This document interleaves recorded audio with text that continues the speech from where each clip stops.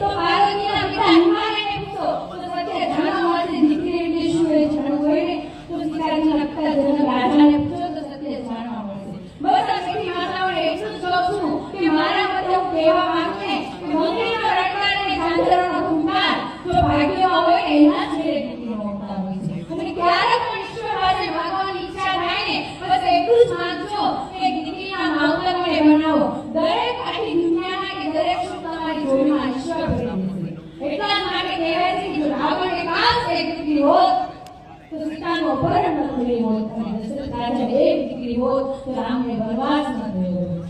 એટલા જ માટે કહું છું કે હિન્દુસ્તાનમાં આપણા હિન્દુત્વના ધર્મસર ગ્રંથ છે. આપણે કહેવાય ને કે બાપનો પણ બાપ જેને આપણે કહીએ છીએ બ્રહ્મા વિષ્ણુ અને મહેશ એ દેવોના દેવને પણ જ્યારે શક્તિ પાસે જવું પડે છે ને પૈસાની જરૂર પડે ત્યારે લક્ષ્મીજી પાસે જાય છે, વિદ્યાની જરૂર પડે ત્યારે સરસ્વતી પાસે જાય છે અને શક્તિની જરૂર પડે ત્યારે મહાકાળી પાસે જાય છે. જો બાપના બાપને જે શક્તિ પાસે જવું પડે તો આપણે તો સામાન્ય માણસ છીએ. એટલે બસ દીકરીના ધારે દુનિયા જોવાનો આને પણ કામ છે એને પણ ઊંધું છે. તમે લોકોએ બિંદાસ ઉભા દેજો કે જે તમારા વિચાર છે ને એને ક્યારે ગાળવા ન દેતા. દીકરી તુલસીનો પ્યારો છે. વિચારું છું કે જે કહીને આપણે સાહેબે કીધું કે જે સૌ પ્રથમ કામ કરે લડવા માટે જોઈએ ન જોઈએ અને લખવા માટે તલવાર ન જોઈએ. એટલા માટે દીકરીએ 5 ટકા આગળ અત્યારની જનરેશનમાં અત્યારની ચાલી રહી છે ને માતાઓને ખાસ હું સપોર્ટ કરું છું કે તમે હિંમત ન હારો.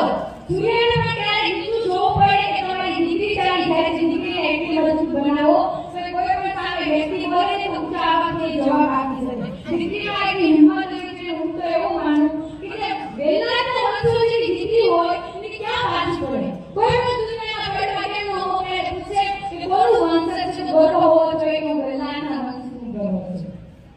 એટલા જ માટે દીકરી જો ભણે છે ને તો કોઈ માતા ગભરાતા નહીં કે ભણવા માટે અમે બહાર ન મૂકી શકીએ. અત્યારનો સમય કેવો છે આ નહીં તે નહીં બિંદાસ મોકલજો દીકરીઓને ભણવા માટે. કેમ કે જો એને ભણાવી ગણાવીને તમે આગળ વધારશો તો પોતાનું ભવિષ્ય સફળ બનાવશે અને પોતે પગભર ઊભી રહેશે, 5 ડગલા આગળ ભણી શકશે. એટલા માટે એવું નહીં માતાઓ વિચારશો કે અમે દાડી કરીને મજૂરી કરી અને દીકરીઓને ભણાવીએ છીએ.